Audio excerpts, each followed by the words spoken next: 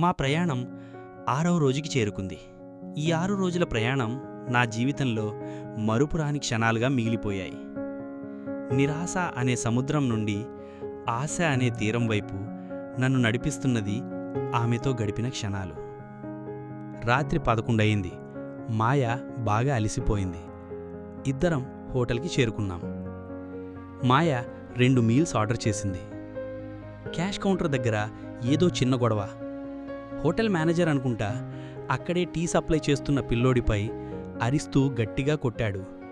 మాయ చటుక్కున లేచి కొడుతున్న మేనేజర్ని ఆపి, ఎందుకు కొడుతున్నారు అని అడిగింది.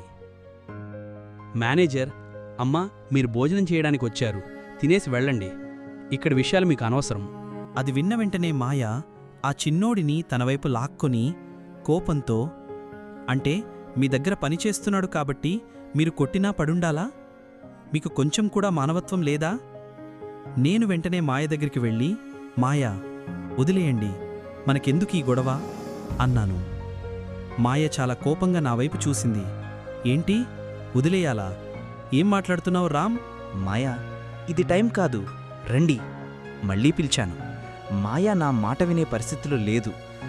ఉండు, ఇప్పుడే పోలీస్కి కాల్ చేస్తాను అంటూ ఫోన్ తీసింది. అందరూ మా వైపే చూస్తున్నారు, కానీ ఎవ్వరూ ముందుకు రాలేదు. నేను మాయ చేతిలో ఫోన్ లాక్కున్నాను. మాయా, నా మాట వినండి అంటూ తన చేతిని పట్టుకుని తన లాక్కుంటూ బయటకొచ్చేశాను.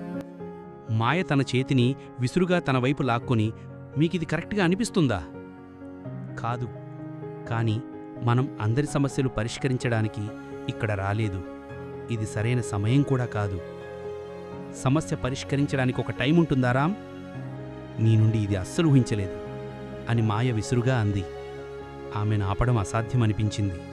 నేను ఏం చెప్పినా మాయ వినే పరిస్థితిలో లేదు. సరే, వదిలేయండి, దగ్గరలో ఇంకో హోటల్ ఉంది, అక్కడికి వెళదాం. మాకు ఆకలిగా లేదు రామ్, రూమ్కి వెళదాం. రామ్, మీకు ఆకలి వేస్తే మీరు తినేసరండి, నేను రూమ్కి వెళ్తాను అంటూ దగ్గరలో ఉన్న ఆటోని పిలిచింది. ఇద్దరం రూమ్కి చేరుకున్నాం. మాయ ఇంకా కోపంగానే ఉంది. నాతో ఒక్క మాట కూడా మాట్లాడలేదు. సారీ మాయా, మెసేజ్ పెట్టాను, రిప్లై రాలేదు.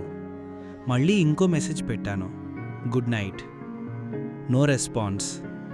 ఆ రాత్రంతా నా ఫోన్ వైపు చూస్తూనే ఉన్నాను, రిప్లై ఇస్తుందేమో అని.